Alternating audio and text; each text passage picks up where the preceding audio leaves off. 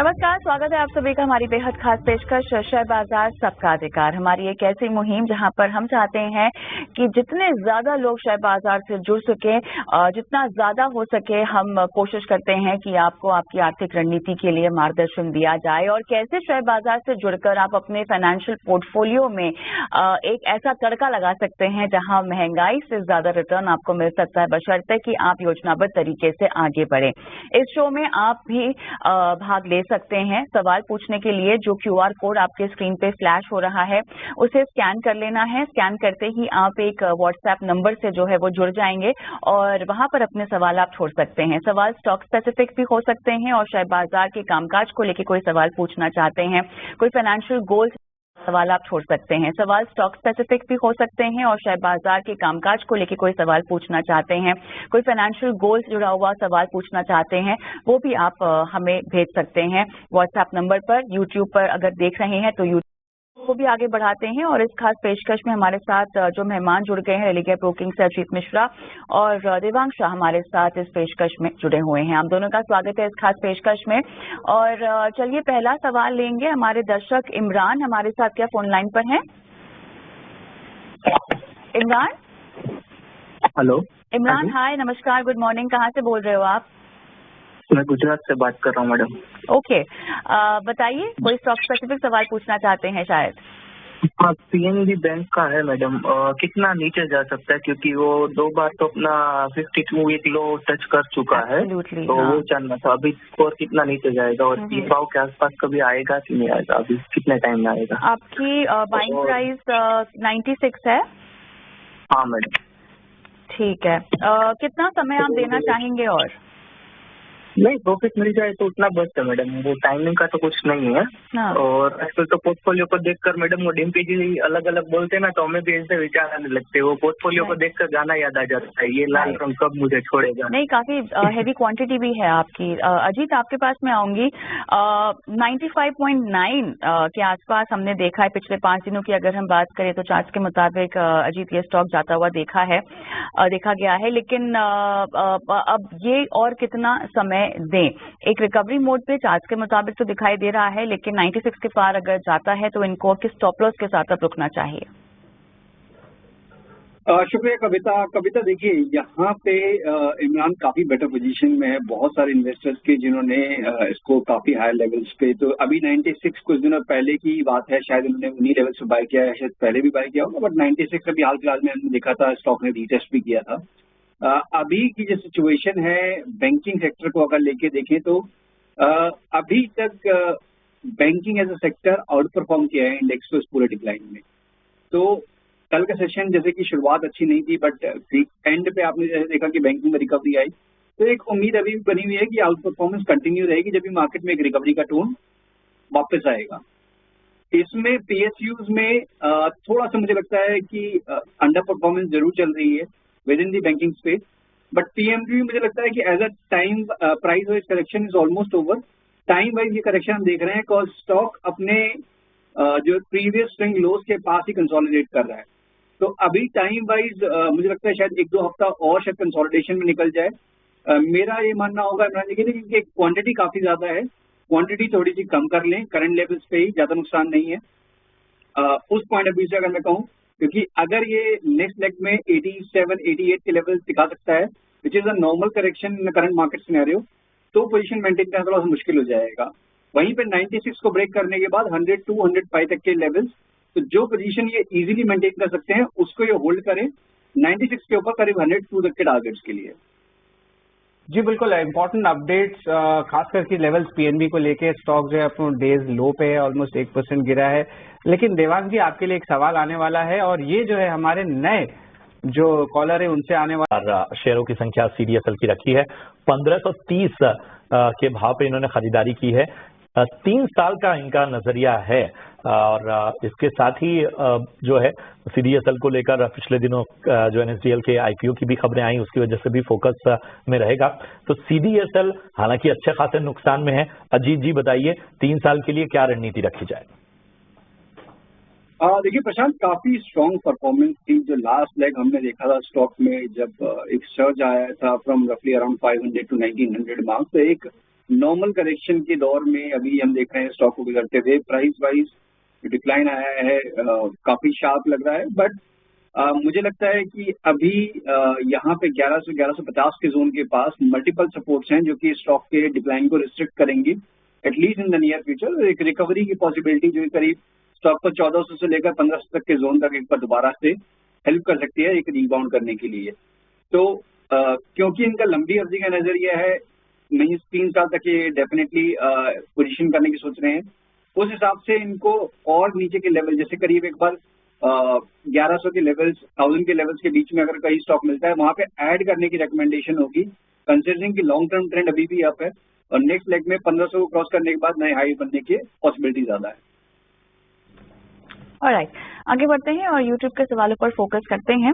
देवांग, आपके पास मैं आऊंगी। हमारे दर्शक रोहित ने अपने सवाल भेजे हैं और 2 स्टॉक्स पे इनके सवाल हैं। देवांग, पहला शेयर का नाम बता दूं, राइट पर राय जानना चाहते हैं। 300 शेयर हैं इनके पास और 308 रुपए की इनकी बाइंग है और लगभग 28,500 का इनको नुकसान हो रहा है और जो है अब थोड़ा सा इस नुकसान की वजह से परेशान है। तो बताएं अजीत जी, राइट्स 308 की बाइंग के हिसाब से आप क्या सलाह देंगे? देखिए प्रशांत, काफी टाइम तक इसमें बहुत स्ट्रॉन्ग परफॉर्मेंस रही।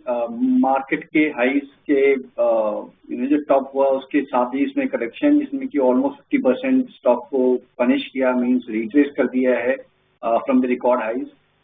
तो प्राइस वाइज तो मुझे लगता है कि डैमेज अब हो चुका है। अब कंसोलिडेशन मेजॉरिटी ऑफ सेक्टर्स और स्टॉक्स आप देखेंगे तो 40 से 50% ऑन एन एवरेज एक डिक्लाइन। अब निफ्टी 500 की अगर हम बात करें तो 85% से ज्यादा स्टॉक 20% से ज्यादा डिक्लाइन, और करीब 50% स्टॉक करीब 50% ज्यादा की डिक्लाइन। तो अब ज्यादातर मुझे लगता है कि प्राइस वाइज डैमेज ओवरडन है। अब टाइम लगेगा, अगर ये टाइम दे सकते हैं तो डेफिनेटली मेरी रिकमेंडेशन होगी बने रहने के लिए। बेसिस की लास्ट जहां से एक रैली आई थी स्टॉक में 195-200 के जोन के पास, उन्हीं लेवल्स को रीटेस्ट करके इसने अब एक रिबाउंड दिखाया है। तो जब तक कि ये 190 के लेवल्स को होल्ड कर रहा है इसमें बने रहने की रिकमेंडेशन होगी, क्योंकि इनकी काफी हायर लेवल की बाइंग है और टाइम लगेगा इसको रिकवरी में। पहला हर्डल करीब 240-45 पे होगा, उसको ब्रेक करेंगे देन 270 एंड देन फाइनली 300 तक के लेवल्स पॉसिबल देखने को मिल सकते हैं स्टॉक में। ठीक है, तो थोड़ा ज्यादा ही ऊपरी स्तरों की आपकी खरीदारी है, तो धैर्य का परिचय दीजिए, समय दीजिए और स्तरों का विशेष रूप से ध्यान दीजिए। इन सब के बीच में चलिए यहाँ रुकेंगे एक छोटे से ब्रेक के लिए, लेकिन ब्रेक पर जाने से पहले आपको बता दें कि आप अपने सवाल इस QR कोड को स्कैन करके हम तक पहुंचा सकते हैं व्हाट्सएप के जरिए और हम आपसे संपर्क करेंगे। तो अपने सवाल हम तक शो में आपके लाइव सवालों के जवाब हमारे दोनों ही गेस्ट हमारे साथ दे रहे हैं, देवांश और अजीत मिश्रा। आगे बढ़ते हैं और अजीत, यहाँ पर हमारे दर्शक हैं मोहन कुमार, उन्होंने YouTube पर सवाल पूछा है। एक्साइड पर देखिए इन्होंने खरीदारी कर रखी है और ऐसे में अब जानना चाह रहे हैं कि इन्हें क्या करना चाहिए। इन्होंने 577 के भाव पे खरीदारी कर रखी है, अभी के मुकाबले तो बहुत ही ऊंचा भाव है अजीत, और कह रहे हैं कि लॉन्ग टर्म के लिए ये ठीक रहेगा या नहीं। तो 365.9 के करंट लेवल्स चल रहे हैं और बताइए, रनअप हालांकि हम देख रहे हैं स्टॉक में बहुत ही सीमित है। पिछले 6 महीने का भी चार्ट अगर हम स्क्रीन पे पेश करें तो अजीत यहाँ पर 530 के ऊपर हमें जाता हुआ नहीं दिखाई दिया है लास्ट 6 मंथ्स ऑल्सो। क्या कहेंगे आप इनको? 577 की इनकी बाइंग है। बिल्कुल कविता, देखिए ऑलमोस्ट इन्होंने रिकॉर्ड हाइस के पास बाय करा है। ऑलमोस्ट 50% से ज्यादा की करेक्शन ये ऑलरेडी झेल चुके हैं। स्टॉक पिछले करीब 1-1.5 महीने में एक रेंज में ही दायरे में काम कर रहा है। पॉसिबिलिटी ये है कि एक रिकवरी का अटेम्प्ट हो, जब भी आप स्टॉक में 385 के लेवल्स को क्रॉस करते हुए देखेंगे। बट उस रिकवरी के केस में भी लिमिटेड अपसाइड, मतलब इनके बाइंग प्राइस के बहुत नीचे करीब 440-450 का जोन है, वहां पे जाके शायद मुझे लगता है कि स्टॉक दोबारा से अच्छा टाइम स्पेंड कर सकता है। तो अभी नियर टर्म में तो कुछ भी एक डिसाइसिव नहीं दिख रहा है, कंसिडरिंग कि overall as a pack mid cap और स्मॉल कैप वहां पे भी प्रेशर कंटिन्यूइंग चल रहा है। तो मेरा मानना ये होगा कि करीब एक तरीका ये हो सकता है कि 320-25 के पास आता है, क्योंकि इनकी लंबी अवधि का नजरिया है, वहां पे उनको ऐड करने की रिकमेंडेशन होगी। उस पूरी पोजीशन के लिए जब नई ऐड कर रहे हैं एक 280 का स्टॉप लॉस रखें और रिकवरी के केस में करीब 440-450 का जोन जब आता है तो पूरी पोजीशन को एक बार एग्जिट करने के बारे में सोचें। बिल्कुल, तो ये है राय एक्साइड इंडस्ट्रीज पर आती हुई। अरुण हमारे एक दर्शक हैं जिन्होंने यूट्यूब पर सवाल पूछा है और इन्होंने टॉरेंट पावर पर राय जाननी चाहिए। 35 शेयर इनके पास हैं और इनकी बाइंग प्राइस एक बार बता देते हैं 1943, 1943 इनकी बाइंग प्राइस है। 6 महीने का नजरिया लेकर चल रहे हैं और 6 महीने तक जो है ये इसमें रुक सकते हैं। 139 अजीत ये कह रहे हैं इनकी बाइंग प्राइस है। कविता देखिए, ऑलमोस्ट ज्यादातर जितने भी ओएमसीज काउंटर हैं एक सिमिलर ट्रेंड की एक sharp decline followed by gradual जो ड्रिफ्ट इसमें चल रहा है। आईओसी अंडर परफॉर्म कर रहा है विद इन दी ओएमसी पैक। तो मेरी रिकमेंडेशन होगी कि या तो अगर आपको इसी स्पेस में रहना है तो आप पीपीसीएल या एचपीसीएल को चूज करें, और अदरवाइज जिस तरीके से हम देख रहे हैं कि फाइनेंशियल काउंटर खासतौर से बजाज ट्विंस में काफी ज्यादा स्ट्रेंथ दिख रही है। तो अगर आपका कोई स्टॉक से लगाव नहीं है तो यहाँ से निकल के आप बजाज फाइनेंस में शिफ्ट कर सकते हैं, जो कि स्टॉक अपने रिकॉर्ड हाइस के पास चल रहा है और पॉसिबिलिटी है कि आउट परफॉर्मेंस आने वाले टाइम में भी कंटिन्यू रहते हुए नजर आएगी। तो नियर टर्म में ओएमसीज में तो मुझे लग रहा है कि रेंज बाउंड बायस बना रहेगा। तो अगर शॉर्ट टर्म का नजरिया है तो बजाज फाइनेंस में रिकमेंड करने की स्विच करने की रिकमेंडेशन है। ये है राय आपको आईओसी पे मिलती हुई। दूसरे विकल्प पर सवाल पूछना चाह रही हैं, लॉन्ग टर्म इन्वेस्टमेंट 1 से 2 साल तक का इनका नजरिया रहेगा, क्या फिलहाल खरीदा जा सकता है? बिल्कुल खरीदा जा सकता है। तो देखिए, ये एक ऐसा स्टॉक है फ्रॉम द टेलीकॉम बास्केट जहाँ पे की कंसिस्टेंट परफॉर्मेंस दिख रही है both in terms of price action and fundamentally. Stock में अगर आप ओवरऑल पार्टिसिपेशन की भी बात करेंगे कि इस करेक्शन में तो नेग्लिजिबल पार्टिसिपेशन रहा है अपने रिकॉर्ड हाइस के पास। ऑलमोस्ट अभी हाल फिलहाल में हमने देखा था कि रीटेस्ट करके आ नहीं हुई सिचुएशन बन गई थी। तो डेफिनेटली यहाँ पे वो बाय करने की सोच सकते हैं लंबी अवधि के हिसाब से। जब तक कि 1500 का लेवल स्टॉक में होल्ड हो रहा है तब तक ट्रेंड भी पॉजिटिव रहेगा। तो नेक्स्ट लेग में जब भी कि मार्केट में रिकवरी होगी आपको हो सकता है कि भारतीय में out performance, strong out performance देखने को मिले, जो कि स्टॉक को करीब 1800 प्लस तक के लेवल तक ले जाए। तो शॉर्ट टर्म के और लॉन्ग टर्म दोनों के हिसाब से यहाँ पे बाय की रिकमेंडेशन होगी। शॉर्ट टर्म हो या लॉन्ग टर्म भारतीय एयरटेल में। इसी के साथ शो को समाप्त करने का समय हो गया है और आप दोनों से ही आपके डिस्क्लेमर्स चाहेंगे। देवांग, पहले आप। हमने जो स्टॉक में चर्चा की मेरी पर्सनल होल्डिंग में नहीं है, पर हम हमारे क्लाइंट को सजेस्ट करते हैं, उनके पास पोजीशन हो सकती है। अजीत। शुक्रिया कविता। देखिए, जो भी स्टॉक्स हमने डिस्कस किए हैं पर्सनली किसी में मेरी पोजीशन नहीं है, हमारे क्लाइंट्स के पास पोजीशन है। धन्यवाद आप दोनों का, समय निकाला और तमाम सवालों के जवाब दिए। चलिए, इसी के साथ मुझे और प्रशांत को भी इजाजत दें, लेकिन एक ब्रेक लेते हैं। ब्रेक के उस पार कमोडिटी बाजार पर रहेगा फोकस मुनाफे की मंडी में। नमस्कार।